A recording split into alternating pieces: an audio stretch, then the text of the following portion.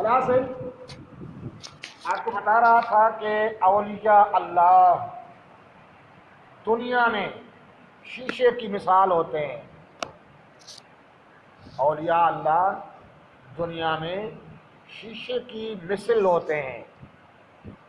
آپ کو مثال دے کر سمجھاؤں،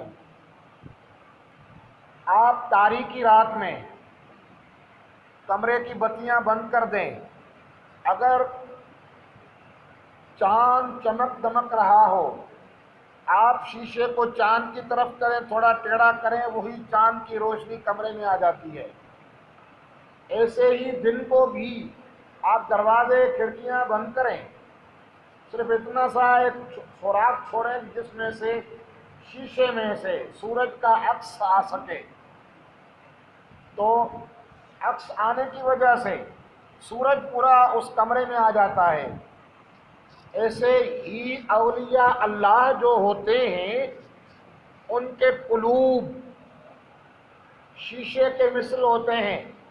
عام شیشہ ہمیں تاریکی میں چاند کی روشنائی کمرے میں پہنچا دیتا ہے۔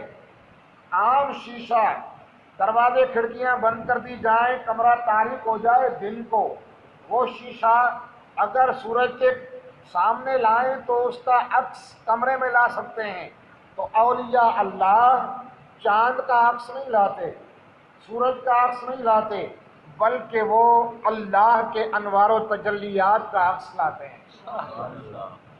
اب تھوڑا سا آپ کو ایک بات بتاؤں، حضرت بایزید بستانی جس کا یہ مہینہ ہے وصال کا، بایزید بستانی کے زمانے میں ایک بزرگ ہوا کرتے تھے جن کا نام تھا ابو تراب نقشبی۔ ابو تراب نقشبی، وہ بزرگ بایزید بستانی رحمۃ اللہ علیہ کے زمانے کے تھے۔ ان کا ایک مرید تھا، ابو تراب نقشبی کا ایک مرید تھا۔ وہ اتنا پہنچا ہوا تھا کہ روزانہ وہ 70 مرتبہ اللہ کا دیدار کیا کرتا تھا۔ بہت بڑا اعزاز تھا۔ تو ایک مرتبہ وہ مرید اپنے پیر کے پاس آیا، حضرت ابو تراب نقشبی کے پاس آیا، آپ نے عرض کیا حضرت آپ کے صدقے میں مجھے اللہ نے یہ انعام دیا ہے کہ میں 70 مرتبہ رب کا دیدار کرتا ہوں۔ تو اس بزرگ نے کہا کہ ان 70 مرتبہ کے دیدار سے بہتر ہے کہ تو جا کر بایزید بستانی کا دیدار کر لے۔ تبھی اللہ نے فرمایا نا فَأَيْنَمَا تُوَلَّوْا فَثُمَّ وَجْهُ اللَّهِ، تم جدھر بھی جاؤ گے تمہارے سامنے اللہ کی انوار و تجلیات ہوں گی۔ تو یہ خاص اولیاء اللہ کے لیے ہے، ان کا چہرہ مغرب کی طرف ہو، مشرق کی طرف ہو، جنوب شمال کی طرف ہو، فَأَيْنَمَا تُوَلَّوْا فَثَمَّ وَجْهُ اللَّهِ، جس طرف بھی وہ منہ کرتے ہیں نا اللہ کی انوار و تجلیات اس طرف جاتی ہیں۔ اور تاکہ بات سے نکلتی جا رہی ہے، آپ کو سمجھانے کے لیے بتا رہا ہوں، پوری دنیا کعبے کی طرف منہ کر کے نماز پڑھتی ہے۔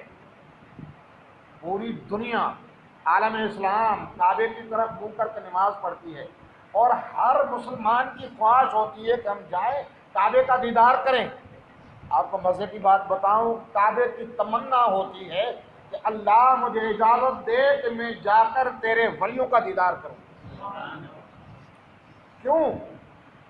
کعبے میں اللہ کی ذات نہیں ہوتی، اللہ کی ذات نہیں ہوتی۔ اگر کوئی کہے کہ کعبہ اللہ کا گھر ہے اور اللہ اس میں رہتا ہے تو کفر ہو جاتا ہے، کیونکہ اللہ سب سے بڑا ہے، اللہ سب سے بڑا ہے۔ کعبہ میرے خیال میں بے مشکل 30-35 فٹ ایسے چورس، تو ان چھوٹے سے کعبے میں رب سمائے گا کیسے؟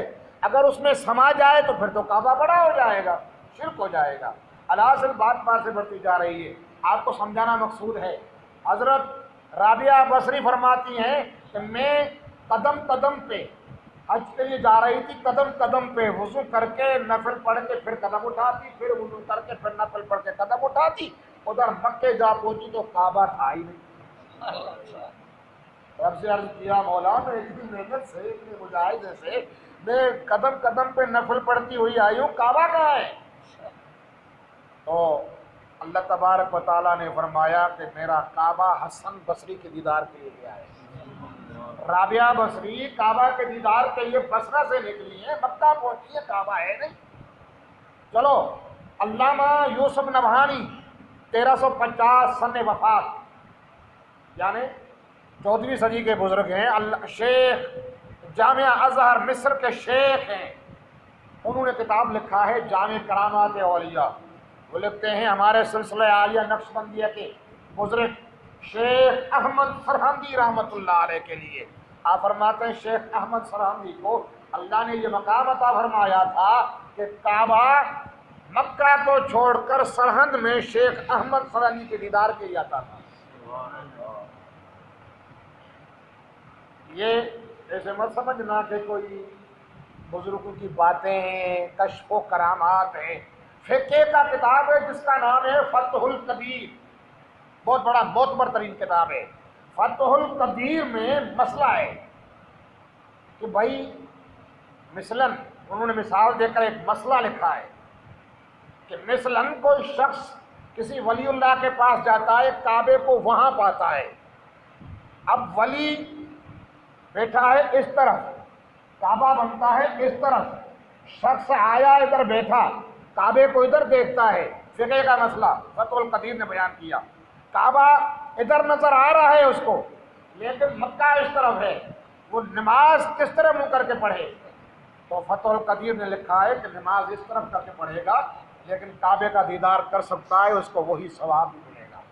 الاصل بات سے بڑھتی جا رہی ہے، فَأَيْنَمَا تُوَلَّوْا فَثَمَّ وَجْهُ اللَّهِ، جس طرف بھی اولیاء اللہ منہ کرتے ہیں نا، اللہ تعالیٰ کی انوار و تجلیات ان کے سامنے ہوتی ہیں، کعبہ بھی ان کے پاس ہوتا ہے۔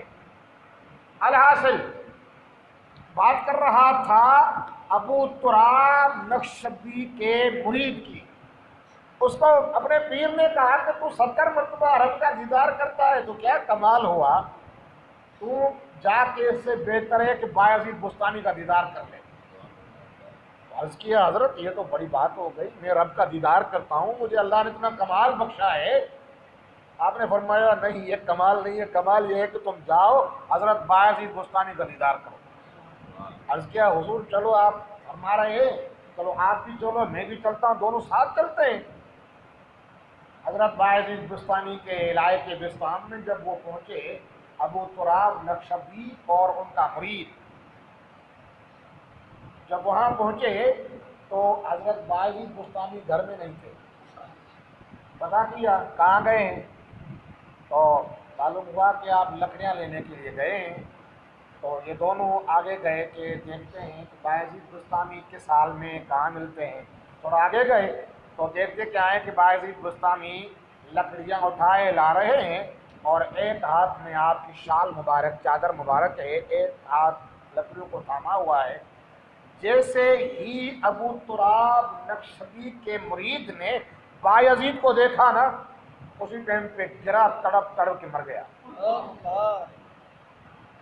حد ہو گئی، روزانہ اللہ کا دیدار ہوتا تھا، اب بایزید بستانی کا دیدار کیا، تڑپ تڑپ کے بے ہوش ہو کر گر کر بے ہوش ہو کر مر گیا۔ تو ابو تراب نقشبندی نے حضرت بایزید بستانی سے پوچھا کہ حضرت یہ بڑا پہنچا ہوا میرا مرید تھا، یہ 70 مرتبہ رب کا دیدار کرتا تھا، یہ رب کا دیدار کرتے نہ مرا، آپ کا دیدار کرتے ہی مر گیا، آپ کا مقام اتنا اونچا ہے کیا؟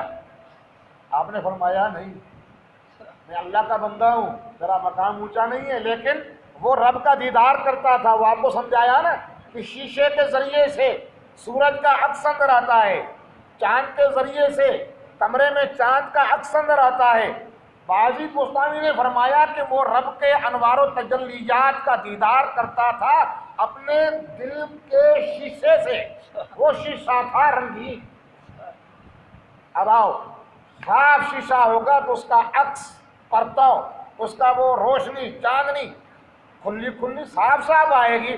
رنگین شیشہ سورج کے سامنے رکھو، اس کی وہ تجلی، وہ انوار و تجلیات نہیں آتے۔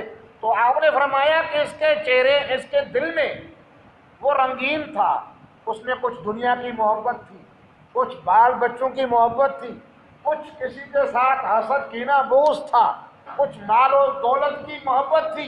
ان کے دل میں رنگ کے ٹکڑے ٹکڑے تھے۔ وہ اپنے دل میں رب کا دیدار کرتا تھا تو وہ دیدار صاف دکھائی نہ دیتا تھا۔ جب وہ میرے سامنے آیا نا، میرے دل والے آئینے سے جب رب کا دیدار کیا تو جلوہ برداشت نہ کر سکا اور مر گیا۔ جلوہ وہی رب کا تھا، ادھر جلوہ تھا، ان کا شیشہ مثال دے کر آپ نے فرمایا کہ رنگین شیشے کی طرح تھا۔ سبز رنگ کا شیشہ ہو، لال رنگ کا شیشہ ہو، کالے رنگ کا شیشہ ہو، وہ سورج کے سامنے بے شک آپ کرے تو آپ دیکھیں کہ اس کی وہ شعاعیں، اس کی وہ تجلیات نہیں آئیں گی۔ تو بعض گستامی نے فرمایا کہ ان کا شیشہ دل والا جو تھا نا، اس کو رنگ لگا ہوا تھا، کسی کی محبت کا، کسی کے دنیا دولت کی محبت کا، مطلب وہ رنگ چڑھے ہوئے تھے، شیشہ صاف نہیں تھا۔ وہ دیدار کرتا تھا لیکن وہ انوار و تجلیات مبہم سے دیکھتا تھا۔ جب میرے دل میں دیکھا نا، میرا دل صاف تھا، حسد سے، کینے سے، بغض سے، مال و ملکت کی دولت سے صاف تھا نا۔ جب میرے صاف دل پر اس کی نظر پڑی، انوار و تجلیات رب کا عکس میرے دل میں اس نے دیکھا تو اس کا دل پھٹ گیا اور وہ برداشت نہ کر سکا، مر گیا۔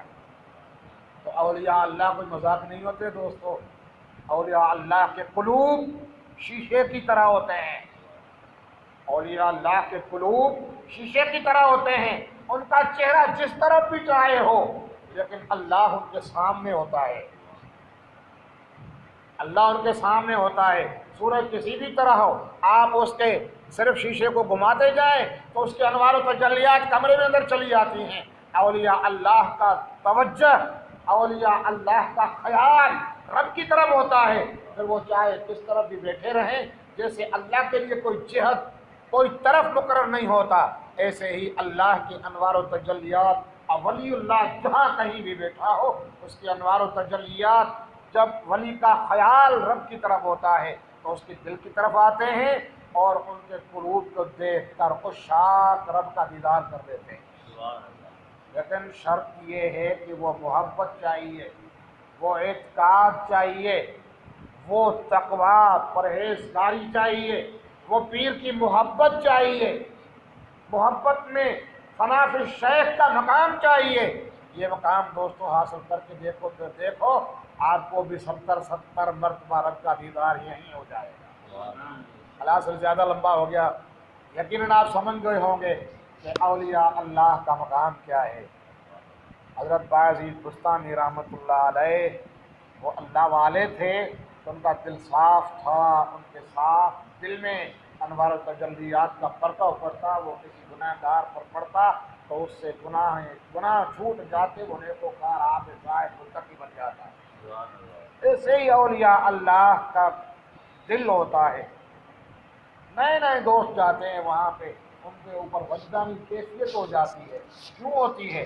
کہ وہ عکس جو اولیاء اللہ اپنے توجہ باطنی سے ادھر ادھر گھماتے رہتے ہیں نا، کبھی کبھار وہ عکس کسی آدمی پر پڑ جاتا ہے، پھر وہ پرانا ہو چاہے نیا ہو، وہ کپڑے پھاڑ دیتا ہے، بے ہوش ہو کر گر جاتا ہے، وہ ادھر ادھر بھاگتا دوڑتا ہے، اس کو اپنے ہوش حواس نہیں رہتے، کیونکہ وہ انوار و تجلیات دیکھ کے اس میں مستغرق اور محو ہو جاتا ہے، پھر وہ ہوش گنوا بیٹھتا ہے۔ جیسے یوسف علیہ السلام کے سامنے عورتیں آئی تھیں اور یوسف علیہ السلام کو دیکھتے ہوئے انہوں نے سیب گرا دیے تھے، اپنی انگلیاں کاٹ دی تھی، وہ اس میں محو ہو گئے تھے۔ تو اولیاء اللہ کی کچہری میں بھی جو ان کے دل کی طرف محو ہوتا ہے اور ان کے دل کا اگر توجہ اگر اس پہ پڑ جاتا ہے تو وہ انوار و تجلیات سے بہرور ہوتا ہے اور وہ اس کو اگر برداشت نہیں کر پاتا تو بے ہوش ہو جاتا ہے۔ پھر جب جا کے وہ تجلی مدم ہوتی ہے، ختم ہوتی ہے، منجمد ہوتی ہے، پھر اس کو ہوش آتا ہے، پھر وہ پوچھتا ہے مجھے کیا ہوا تھا۔ الحاصل کبھی کبھار وہ تجلی اتنی زیادہ ہی ہوتی ہے کہ آدمی جان بھی گنوا بیٹھتا ہے۔ الحاصل بات سے بڑھتی جا رہی ہے، اصل مقصد یہ ہے کہ اولیاء اللہ کے قلوب شیشے کی مثل ہوتے ہیں، ہمیں بھی چاہیے کہ ہم اللہ والوں کے غلام ہیں نا، اللہ والے ہمارے قلوب کے اوپر ہاتھ رکھ کے اللہ اللہ کرتے ہیں نا، تو اس انگلی سے سمجھو کہ ہمارے قلوب کو آپ دھوتے ہیں۔ تو ہم ان کی تعلیمات پہ چلیں، اپنے قلوب کو حسد سے، کینے سے، بغض سے، مال و ملکت کی محبت سے، اپنے بیوی بچوں کی محبت سے قلوب کو صاف رکھیں۔ صاف رکھ کے اپنے پیران کبار کی طرف متوجہ ہوں گے تو یقیناً ہم بھی یہاں بیٹھے تو فرش پر ہوں گے، لیکن ہماری نظر عرش والے پر ہوگی۔ اللہ تعالیٰ سے دعا ہے کہ اللہ رب العزت ہم سب کو انوار و تجلیات اپنے پیر کے قلوب میں سے، پیر کے صاف سینے میں سے عطا فرمائے۔ وما علینا الا البلاغ